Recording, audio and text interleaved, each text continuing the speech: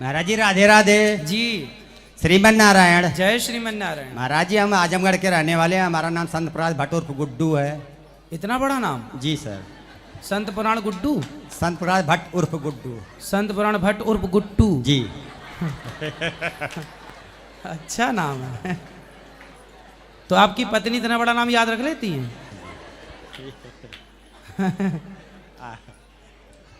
तो आपको गुड्डू गुड्डू कह के बुलाती होंगी? नहीं सर। हैं?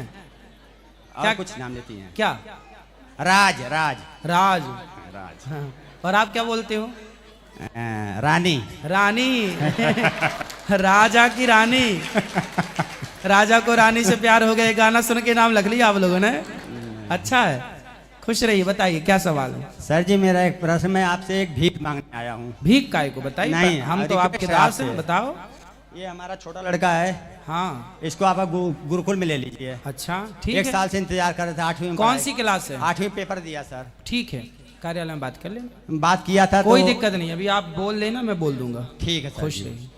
और सर जी मैं धोती वैसे कुर्ता- जितने भी बच्चे हैं जो गौरी गोपाल गुरुकुल में पढ़ने का मन बनाए हैं, इस साल से, इस सेशन से, जुलाई से ऑनलाइन जो यहाँ पढ़ाया जाएगा वो सबके घर में ऑनलाइन दिखेगा। तो आप घर बैठे ही उसको पढ़ा सकते हैं, बच्चों को सारी क्लासेस अटेंड कर सकते हैं, क्योंकि यहाँ सबको रखना संभव नहीं है। लाखों बच्चे चाहेंगे तो लाखों बच्चों की व्यवस्था तो हो नहीं पाएगी। तो आप सब लोग ऑनलाइन जो भी प्रॉपर यहाँ पढ़ाई होगी, वेद की, व्याकरण की, जो भी सब कुछ ऑनलाइन रहेगा। तो आप YouTube के माध्यम से ऑनलाइन जो भी व्यवस्था होगी वो घर पर कनेक्ट करके बच्चों को वो क्लास पूरी अटेंड करा सकते हैं। ठीक है सर जी एक रिक्वेस्ट है कि मैं एक धोती कुर्ता पहनना चाहता हूँ, तो पहले आपके वदन का वस्त्र को धोती कुर्ता चाहिए मुझे, और मैं नया लाया हूँ। आपको शिष्य के रूप में आपको गुरु दक्षिणा देना चाहता हूँ। ठीक है, तो वस्त्र आप पहन लीजिए ना। नहीं आपका शरीर का सर जी, प्रसाद चाहिए मुझे। तो मैं अभी पूरे वस्त्र कैसे उतारूं? तो आपको जो आप लाए हैं उसी को हम स्पर्श कर लेंगे, फिर आप ले लेना। ठीक है? फिर आप हमारा गमछा ले लीजिए, आप अपना गमछा दे देना।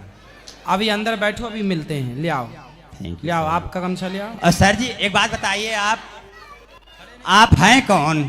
आपके दास। नहीं हमारे दास नहीं है ना, भगवान के दास हैं। आप खुद भगवान हैं प्रभु हाँ, जी। हम भगवान के दास हैं। नहीं नहीं भगवान है आप।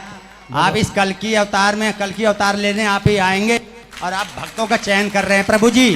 क्योंकि जब राम जी आए थे तो उस समय जनता भगवान को राम नहीं समझ रही थी, और द्वापर में कृष्ण जी आए थे तो उनको सब दास, छलिया और क्या नाम, ग्वाला समझ रहे थे। उस समय जनता भगवान नहीं समझ रही थी।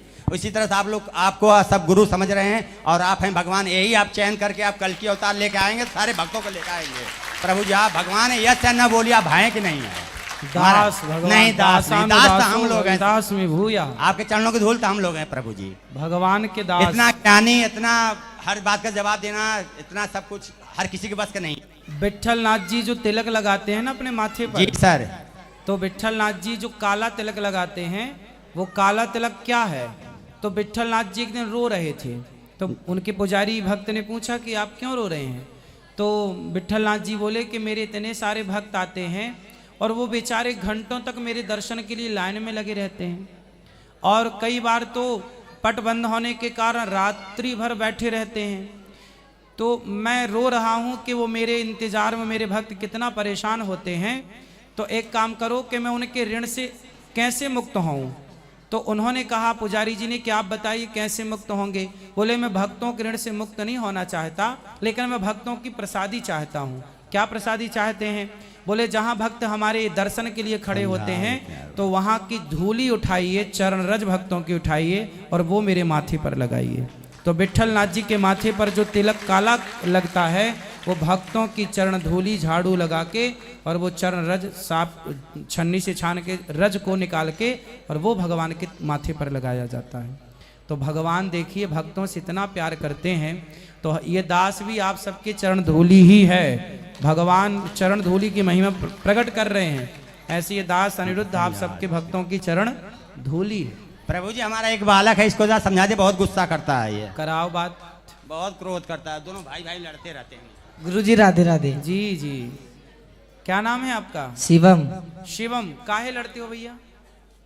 किससे लड़ते हो? छोटे भाई से। छोटे भाई से काहे लड़ते हो? इसकी हरकतें ठीक नहीं है। क्या ठीक नहीं है हरकत? पंगे लेता है। पंगे? हाँ, क्या पंगे लिया उसने? जैसे बिना मतलब का फालतू बोलता है मेरे से। क्या बोलता है? ऐसे ही कुछ भी, जैसे उल्टे सीधे बोलता है गुरुजी। कुछ तो बोल के बताओ, क्या बोलता है? क्या चलो चलो ऐसे, है? चलो ये बोलने की तमीज नहीं है, ऐसे बोलता है। क्यों छोटू? गुरुजी राधे राधे। तुम ही 8वीं पास किए हो? यस। अरे तुम भाई से पंगा ले रहे हो और अब बोल रहे हम गौरी गोपाल पढ़ेंगे, यहाँ तो हमसे पंगा लोगे फिर? नहीं पर हम तुम्हारे पंगे कैसे झेल पाएंगे बेचारे? हम नहीं, तो हम सीधे नहीं- साधे आदमी। हम तुम्हारा नहीं भाई कह रहा पंगे लेता है, तुम हमें परेशान करोगे फिर? नहीं करेंगे। अच्छा ये बताओ कि क्यों भाई को परेशान करते हो? सर जी ये मोबाइल नहीं देखने देता। अच्छा ये आपको मोबाइल नहीं देखने देता, फिर आप क्या करते हो? कुछ नहीं, मारता हूँ इसे। अरे वो आपसे बड़ा है तो मार देते हो? तो आप जीत जाते हो नहीं। कि ये नहीं मारता आपको? हाँ रियल मारता है। ये मारता है? हाँ। अरे तो ऐसे ना लड़ा करो भाई। ठीक है अब ना आप